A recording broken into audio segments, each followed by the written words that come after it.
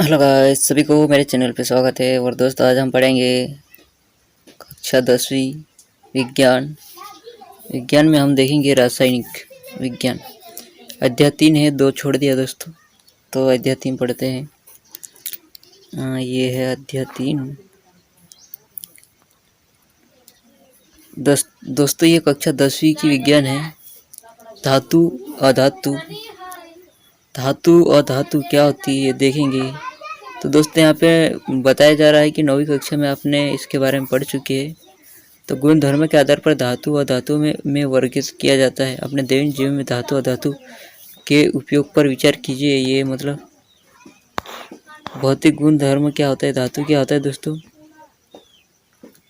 जिसमें धातु रहती है दोस्तों, कुछ तत्व रहते हैं, उसको बोलते धातु। और धातु जिसमें तत्व नहीं रहते हैं। तो दोस्तों, यहाँ पे बताया जा रहा है कि भौतिक गुण धर्म। पहले तो धातु को समझ लेते क्या होता है। इन पदार्थ में भौतिक गुण धर्म की तुलना करके समूह में अलग अलग करना सबसे आसान होता है। फिर क्रियाकलाप लेते हैं। यहाँ पे बोल रहा है कि क्रियाकलाप लेते हैं। धातु दोस्तों, आयरन, कॉपर, हेलियम, मैग्नीशियम नमूने लीजिए। ये धातु आते हैं दोस्तों। शुद्ध रूप से धातु की सतह चमकदार होती है। धातु के इस गुण धर्म को धात्विक चमकदार कहते हैं। ये गुण धर्म है दोस्तों। ठोकने पे बजते हैं, ये सब धातु आते दोस्तों। लोहा समझ लो। तो यहाँ पे अपन ये नहीं देखते कि क्या होते हैं। धातु के पीटने पर वो दोस्तों टूटता नहीं है, मतलब चादर बनाए जाते हैं। अघातवर्ता कहते हैं। मतलब दोस्तों, यहाँ पे एक दिया हुआ है,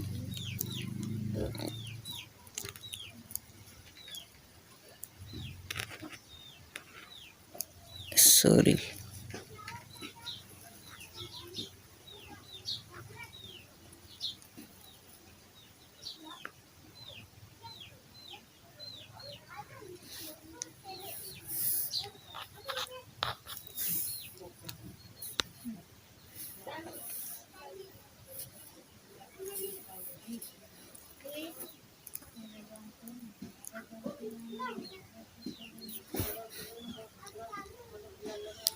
दोस्तों। धातु जिसमें धातु पाई जाती है उसको धातु बोलते हैं। और धातु जिसमें धातु नहीं पाई जाती उसको अधातु कहते हैं। ये बात मतलब लिख लेना। धातु क्या है तो लिख लेना अपना। तांबा, ये सब धातु होती दोस्तों।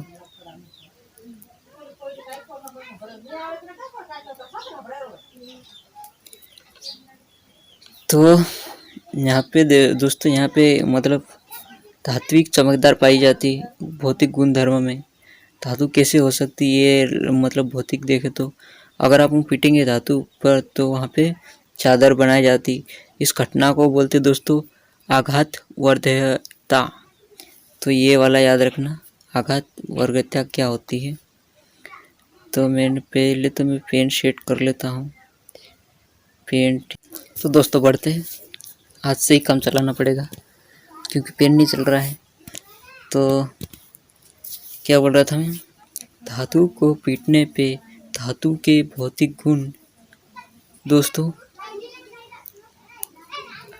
तो धातु को पीटने पे चादर बनती है, तो इसको बोलते आघात वर्धता। ये भौतिक गुण है। धातु के पतले तार के रूप में खींचने की क्षमता को तन्यता कहते दोस्तों। कोई मतलब लोहा समझो या तांबा समझो। तांबा एक दोस्तों एक मतलब गोल है, उसको खींच दिए दोस्तों तो पतली सी तार मतलब बन जाती है। तो इसको बोलते तन्यता। तो तुमको मैं इसीलिए ऐसे पढ़ा रहा हूँ कि दोस्तों अपन को पढ़ना है, पढ़ना समझना है, न कि रटना है। तो यही बोल रहा हूँ। धातु को खींचेंगे तो जो पतला होगा उसको बोलते तार बनती है दोस्तों। इस घटना को बोलते तन्यता। तो दोस्तों, सोना सबसे अधिक तन्य धातु है, ये भी याद रखना। कौन सा, तो सोना सबसे अधिक तन्य धातु है, सोना। इसको भी याद रखना। तो मैं ऐसे पढ़ाता हूँ क्या होता है। तो दोस्तों, कक्षा 9वीं भी पढ़ाएंगे।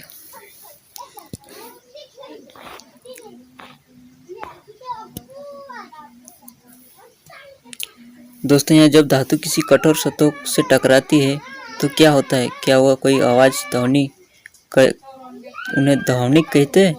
अब बता सकते हैं स्कूल की घंटी धातु क्यों बनी होती है? ये दोस्तों एक प्रैक्टिकल बताया है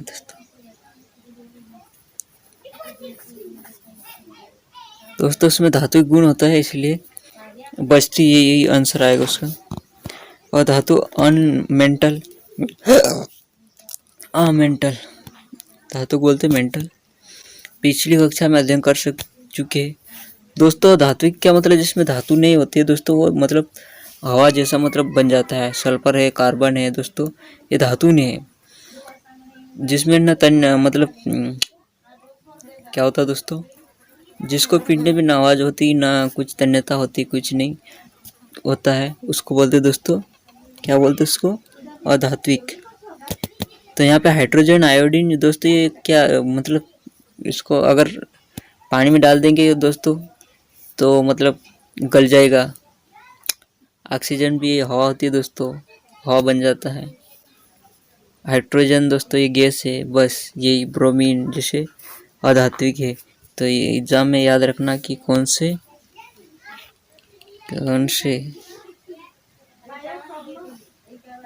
से धातु अधात्विक है, ये मतलब बोलेगा तो तुमको याद रखना पड़ेगा क्या क्या है। ऑक्सीजन, हाइड्रोजन है, आयोडीन है, ब्रोमीन है, सल्फर, कार्बन, ये अधात्विक है। कोयला कार्बन है दोस्तों, तो अधात्विक है। नाइट्रोजन समझना, क्योंकि नाइट्रोजन दोस्तों वो भी अधात्विक है। अधात्विक तो अधात्विक क्या होता है दोस्तों? अधात्विक वह वस्तु, वह चीज है जिसमें न तन्यता होती है न बजता है, तो इसको बोलते हैं दोस्तों अधात्विक। जैसे जिसमें धात्विक गुण पाए नहीं जाते, ये भी लिख देना। Bromine, oxygen, hydrogen, sulphur, carbon, it's अधात्विक। जिसमें धातु पाई जाती है, जिसमें धात्विक गुण पाए जाते हैं, बजता है, तन्यता ये सब होती है। तो लोहा, तांबा, पीतल, ये इसको लिख लेना धातु। हम देखते हैं दोस्तों आगे।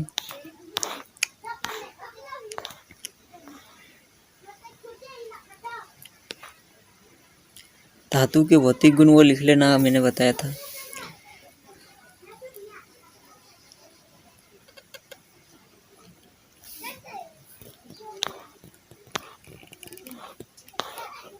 तो हम दोस्तों यहाँ देखते हैं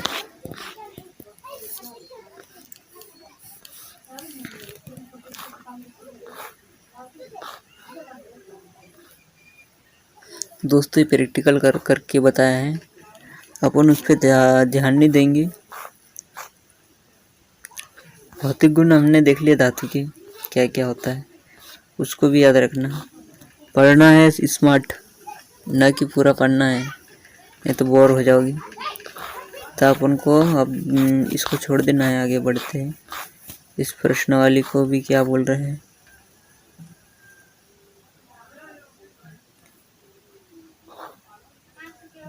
आघात तन्य का अर्थ दोस्तों, अगर अपन पीटेंगे किसी लोहे को, मान लो एक धातु है लोहा, उसको पीटेंगे, चादर बनाएंगे, इसको बोलते हैं आघात वर्ध्य। तन्य दोस्तों तांबा है दोस्तों, उसको गोल है, उसको खींचेंगे तो वो तार बन जाएगी, इस क्रिया को बोलते हैं तन्य। तो ये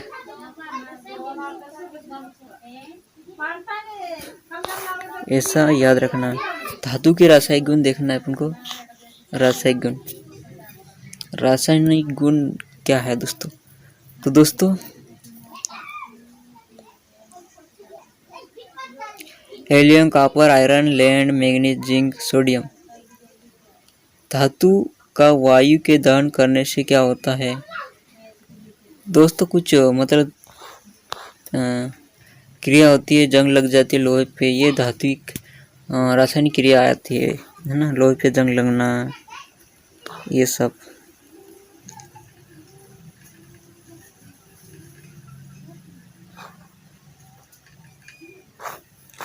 ये प्रयोग करके बताएं, आप पढ़ लेना कभी पढ़ना हो तो। क्या क्या सावधानी होना चाहिए? चलो मतलब इसको ऐसे क्वेश्चन भी पूछा जाता है, तो देख लेते हैं यहाँ पे प्रयोग। धातु का वायु में दहन करने से क्या होता है? अगर वायु में मिला देंगे तो क्या होगा धातु को? तो यहाँ प्रैक्टिकल करके बताया, पहले सावधानी लिया है। एक कहते कि धातु को चिमटे से पकड़कर ज्वाला पर उसका दहन करना चाहिए, अन्य धातु से भी ये क्रिया करना चाहिए। उत्पन्न पदार्थ को एकत्रित कर लेना मतलब इकट्ठा कर लेना चाहिए, फिर ठंडा होना चाहिए, ठंडा करना चाहिए। जिस धातु का दहन असीम होता है, जब धातु का दहन हो रहा तो ज्वाला का रंग क्या होता था?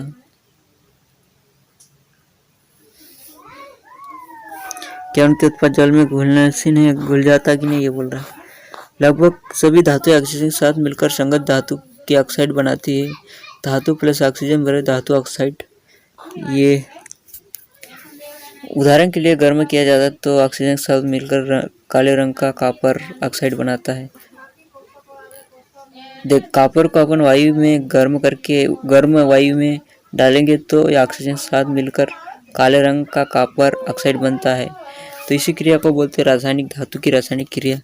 तो ऐसे याद रखना, ये Cu है ना, कॉपर को बोलते हैं, प्लस O2 ऑक्सीजन है, तो कॉपर ऑक्साइड बना। ऑक्साइड यानी दोस्तों दो है ना, इसीलिए इधर 2 लिखा है, 2 इसलिए लिखा है। अगर अपन यहाँ पे ऑक्सीजन 2 लेंगे भाई, ऑक्सीजन का फार्मूला यही है, तो अपन को कार्बन डाई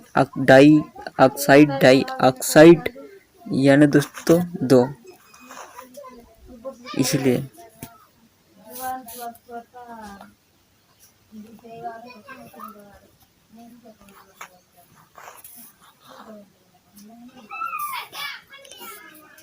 तो दोस्तों इसी को बोलते हैं। एलियम से भी ऑक्साइड उत्पन्न होता है, तो इसी क्रिया को बोलते हैं धातु की रासायनिक क्रिया।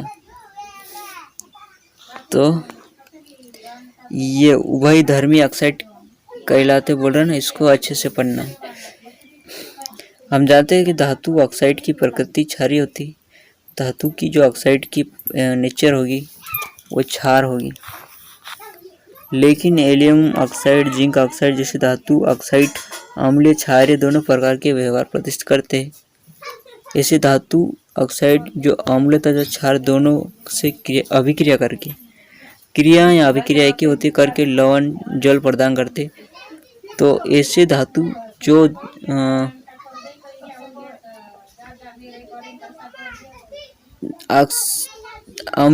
धातु है, जो धातु ऑक्साइड है, जो अम्ल क्षारीय दोनों प्रकार की व्यवहार प्रदर्शित करते हैं, नेचर प्रदर्शित करते तथा उनसे अम्ल क्षार दोनों से अभिक्रिया करके जल लवण प्रदान करते हैं, तो उभयधर्मी ऑक्साइड कहलाते हैं।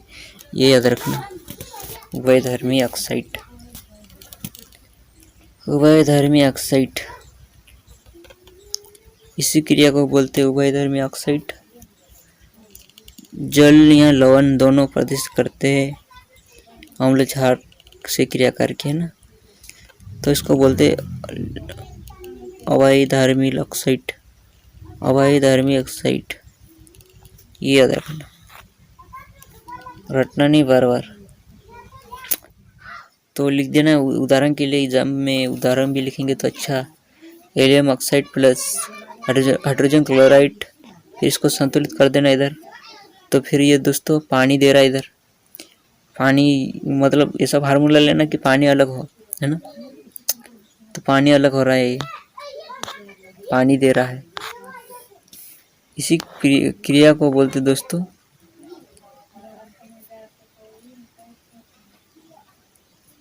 ये जल प्रदान कर रहा है, ये वाला है ना, और ये क्षार प्रदान कर रहा है। सोडियम ऑक्साइड, पोटेशियम ऑक्साइड निम्न प्रकार से जल में घुलकर क्षार प्रदान करते। तो दोस्तों ये सोडियम का हाइड्रोजन ऑक्साइड से मिल गया पोटेशियम, तो ये दोस्तों एक क्षार है, गैस प्रदान कर रहा है पोटेशियम ऑक्साइड। तो ऐसे फार्मूले याद रखना, एग्जाम में लिखने को आएगा। उभयधर्मी क्या है, उभयधर्मी ऑक्साइड क्या है ना। तो आगे बढ़ते हैं, जो एग्जाम में पूछा जाएगा वही कॉन्सेप्ट बेस्ड।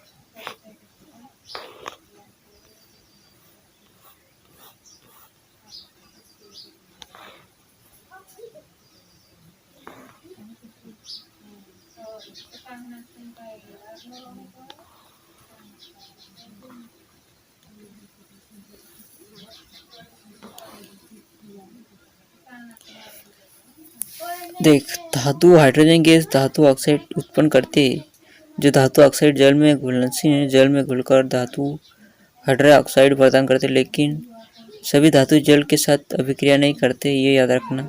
धातु प्लस जल, धातु ऑक्साइड प्लस हाइड्रोजन।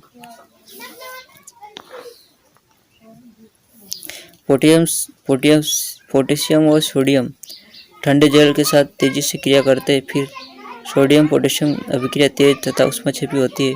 इसमें उत्सर्जित हाइड्रोजन तत्काल प्रज्वलित हो जाते हैं। क्या है दोस्तों, यहाँ पे आगे बढ़ जाते हैं हम।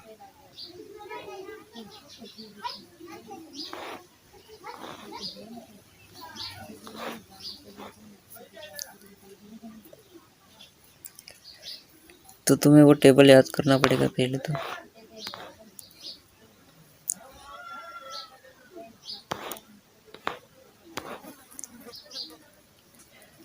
इस अभिक्रिया के लिए संतुलित रासायनिक, तो दोस्तों समझने वाले लिख सकते हैं, जो नहीं समझता रटता वो नहीं लिखता है।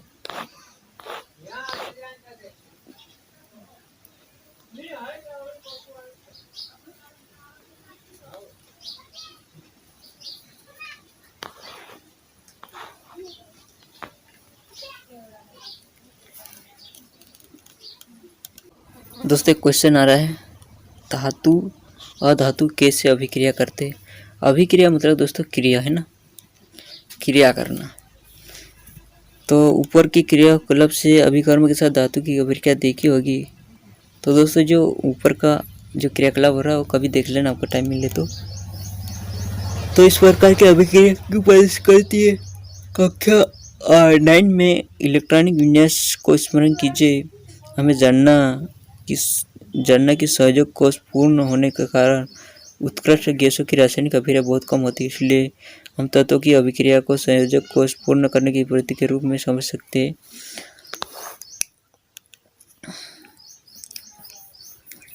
तो दोस्तों एम कोष में इलेक्ट्रॉन को त्याग देता है, एल कोष में बाह्य कोष बन जाता, फिर सही अष्टक उपस्थित रहता, फिर नाइट्रोजन 11 प्रोटॉन है, लेकिन इलेक्ट्रॉन की संख्या 10 होने के कारण धन आवेश की अधिकता है होती। सोडियम धनायन है प्रदान करता है। दूसरी क्लोरीन के बाह्य कोष में 7 इलेक्ट्रॉन होते, इसलिए अष्टक पूर्ण होने के लिए इसमें इलेक्ट्रॉनों की आवश्यकता होती है। इसलिए सोडियम क्लोरीन की अभिक्रिया करके तो सोडियम द्वारा त्याग गया इलेक्ट्रॉन क्लोरीन ग्रहण कर लेता है।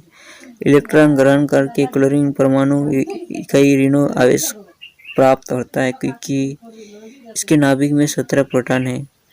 इसके एल एम कोषों में 18 इलेक्ट्रॉन होते हैं। इससे क्लोराइड ऋणायन प्राप्त होता है। तो दोस्तों धन यानी दोस्तों धनायन है, ऋण ऐसा प्रदर्शित करता है नहीं किसी भी तत्व के सामने, तो समझ जाना कि इसको ऋणात्मक। इसलिए दोनों तत्वों के बीच निम्न प्रकार से आदान प्रदान संबंध स्थापित हो जाते हैं। तो ये भी ऐसा पूछ रहा है क्यों होते हैं, तो ये वाला फार्मूला लिख लेना जो मैंने बताया इलेक्ट्रॉनिक प्रोटॉन इलेक्ट्रॉन वाला। वैसे तो कुछ कमी हो जाती है, इसलिए वो क्रिया करते हैं ऐसा।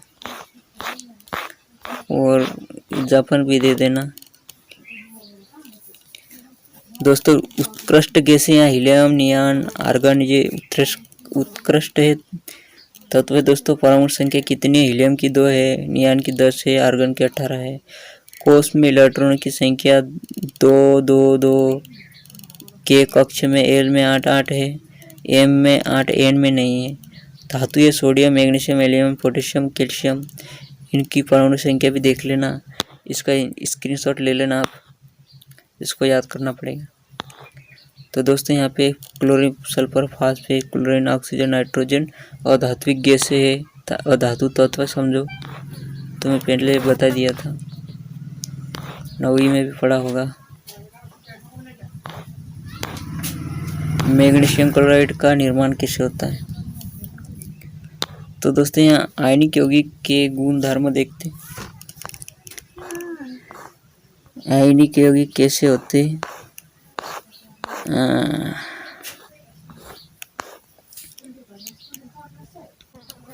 तो आयनिक यौगिक के गुण धर्मों का ध्यान से दिया गया है यहाँ पे। भौतिक प्रकृति, धन ऋण आयनों के बीच मौजूद आकर्षण बल के कारण आयनिक यौगिक ठोस थोड़े कठोर होते हैं। ये यौगिक सामान्य भंगुर होते हैं, दाब डालने पर टुकड़े में टूट जाते हैं।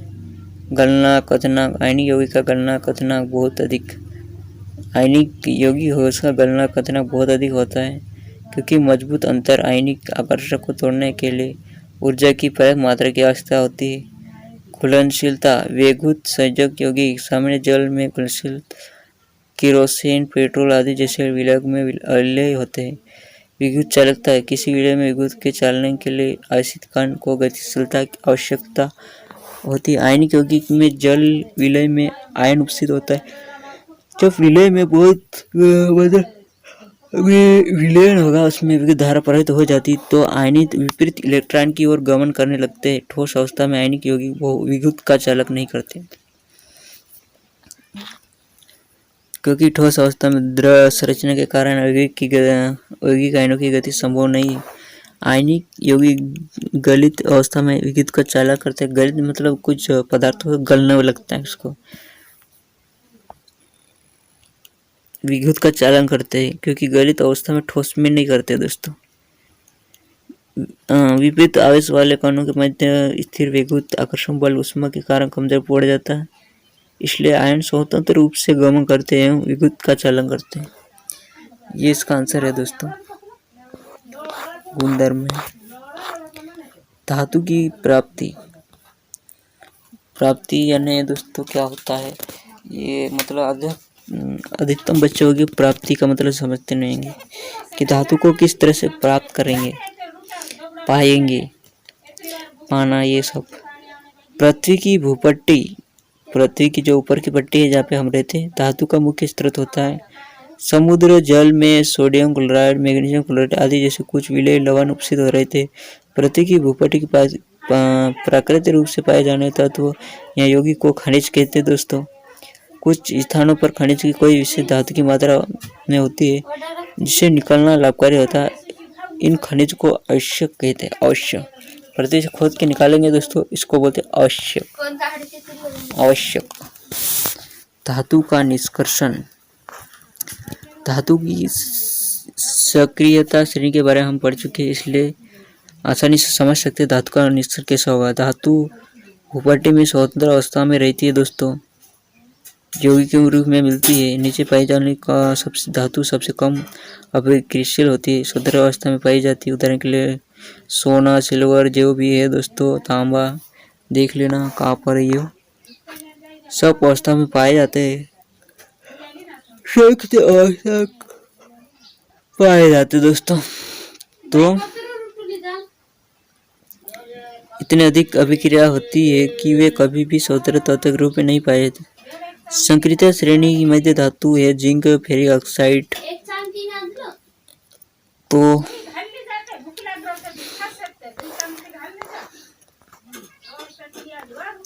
तो दोस्तों यहाँ पे देखते हैं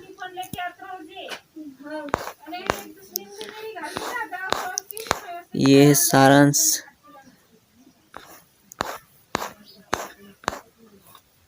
निष्कर्ष, ये वाला फोटो देख लेना।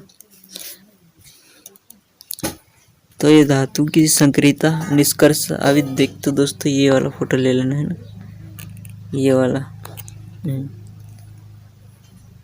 ये पूरा चरण है निष्कर्षीकरण, तो ये देख लेना। आगे बढ़ते हैं।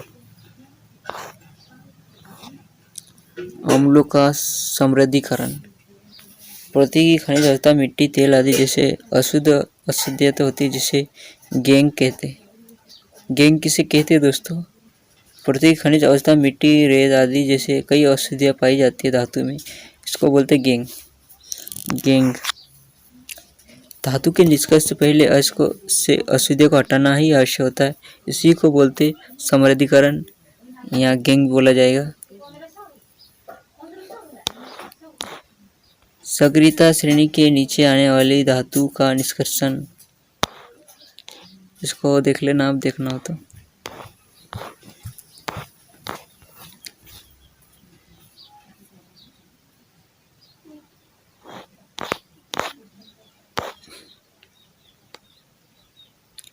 इसको भी देख लेना धीरे से, स्क्रीनशॉट ले लेना।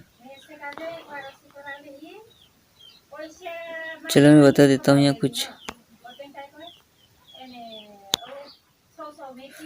भर्जन किसे कहते हैं, निम्न स्थापन कहा जाता है। इसको देखते दोस्तों। सल्फाइड अयस्क को वायु की उपस्थिति में अधिक ताप पर गर्म करने पर यह ऑक्साइड में परिवर्तित हो जाता है, तो इस क्रिया को बोलते हैं भर्जन। सल्फाइड अयस्क है दोस्तों, तो ये ऑक्साइड में परिवर्तन हो जाता है। गर्म ताप पर रखने पर, गर्म करेंगे तो ये ऐसा हो जाता है, इसको बोलते हैं भर्जन। तो भर्जन क्या, किसी तत्व को गर्म ताप पर रखेंगे तो दोस्तों वो किसी अन्य तत्व में परिवर्तन हो जाता है।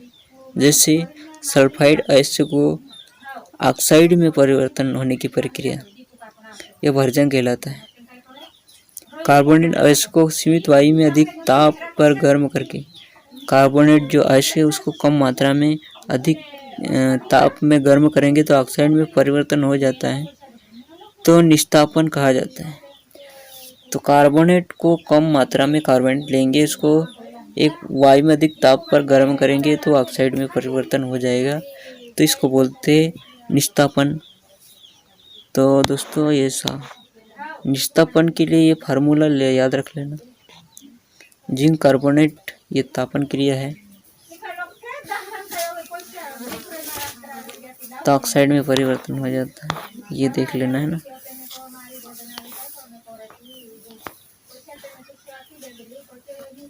ये गरम कर रहा है दोस्तों, ये वीडियो को पॉज करके देख लेना, रोक के।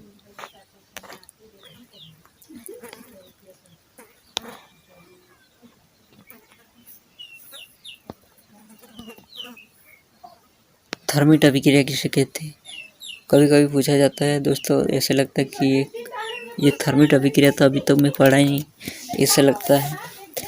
विस्थापन अभिक्रिया अत्यधिक ऊष्माक्षेपी होती है। विस्थापन करेंगे तो वहाँ पे बहुत सारी ऊष्मा निकलेगी। इस ऊष्मा अधिक मात्रा में होती है, जो उत्सर्जन होता है तो बहुत अधिक मात्रा में ऊष्मा निकलती है।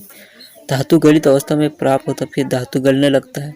वास्तव में आयरन ऑक्साइड के साथ एल्यूमीनियम की अभिक्रिया का उपयोग रेल की पटरी, मशीनरी पुर्जों को, दरारें को जोड़ने के लिए किया जाता है। इस अभिक्रिया को थर्मिट अभिक्रिया कहते हैं। मस्तली देखना दोस्तों, किसी भी मतलब अपना कुछ मान लो ट्रैक्टर का जो हल आता है उसमें कुछ छेद हो गया अंदर, तो आयरन ऑक्साइड के साथ एल्यूमीनियम की क्रिया करेंगे तो दोस्तों वहाँ पे धातु मतलब गल के वहाँ पे मतलब जुड़ जाएगी, वहाँ पे चिपक जाएगी, तो घाव भर जाएगा जो लोहे का था, तो वो छेद भर जाएगा। तो इस क्रिया को बोलते थर्मिट अभिक्रिया, याद रखना। इसका फार्मूला ये याद कर लेना, थर्मिट अभिक्रिया। ये वाला निष्कर्ष देख लेना, धीरे से ले जाता हूँ मैं।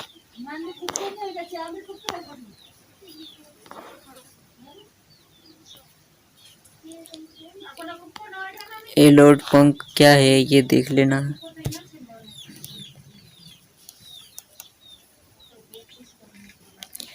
एनोड अशुद्ध, शुद्ध को कैथोड कहते दोस्तों। इसको देख लेना, एनोड पंख क्या कहते हैं। एनोड मतलब अविलीय अशुद्धियाँ एनोड तली पर विच्छिन्न हो जाती है, तो एनोड पंख यानी जंग लग जाती है, इसलिए पंख कहा जाता है। जो अशुद्धियाँ आ जाती है इसको बोलते पंख। संक्षारण यहाँ क्या होता है दोस्तों, संक्षारण मतलब दोस्तों बीमारी लगना होता है।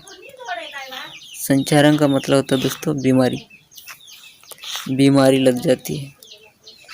कैसे दोस्तों, आप पे देख लो, आप नहाओगे नहीं तो वहाँ पे मैल चढ़ जाता है। उसी तरह धातु में भी दोस्तों क्या होता है, लोहे पे जंग लग जाते फिर वो पीला पीला लाल लाल होने लगता है, कुछ काला काला भी हो जाता है। ये क्रिया को बोलते हैं संचारण। तो लोहे में जंग लग जाना ये होता है ना संचारण से सुरक्षा। अब भाई वहाँ पे जंग लग गई तो इसको किस तरह से बचाया जाए, इसको बोलते लोहे इस्पात को जंग से सुरक्षित रखने के लिए जस्ते की परत चढ़ाने की क्रिया को यश दलेपन जस्ते की परत चढ़ा देंगे दोस्तों। लोहे या इस्पात में जंग लग जाती है तो जस्ते की जिंक बोलते हैं, उसकी परत चढ़ा देंगे तो इसको बोलते हैं यश दलेपन। तो दोस्तों यही होता है, मिश्रण कहलाता है, क्या बोलते हैं, दो या से दो से अधिक धातु को मिला देंगे तो दोस्तों मिश्र धातु बोलते हैं, मिश्र धातु बोलते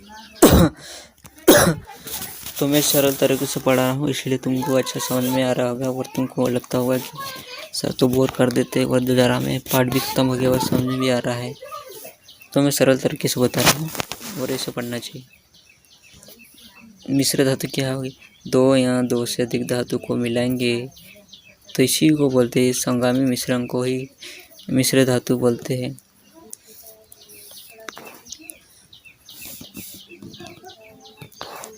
देखते अमलगम कहते हैं, यदि कोई धातु पारद है तो उसके मिश्र धातु को अमलगम कहते हैं। शुद्ध धातु की अपेक्षा मतलब शुद्ध धातु से अधिक मतलब उसकी तुलना से मिश्र धातु की चालकता गलनता कम शुद्ध धातु में अधिक होती है, पर मिश्र धातु में धीरे से गलेगा, विद्युत जो उत्पन्न होगा वो भी कम होगा। ये तांबा और जिस्त की ये मिश्र धातु है दोस्तों।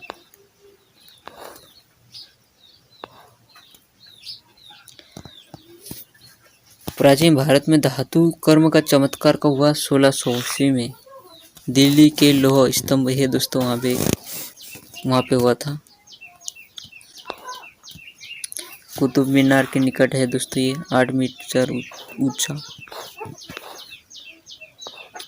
मिश्र धातु कासा विद्युत का कुछ अलग होता है, ऐसे प्रश्न पूछते कुछ अलग होता है कि नहीं, ऐसा याद रखना।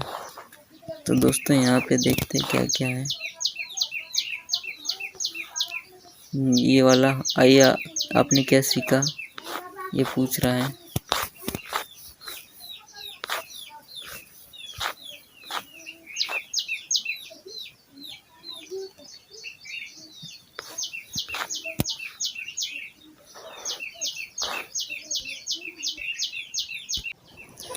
तो दोस्तों यहाँ एक प्रयोग करके बताया है,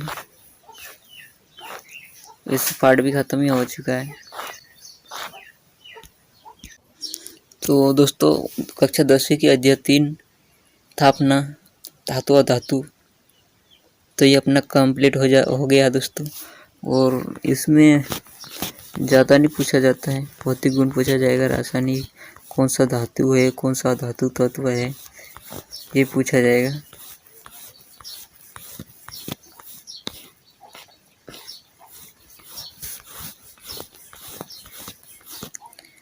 तो दोस्तों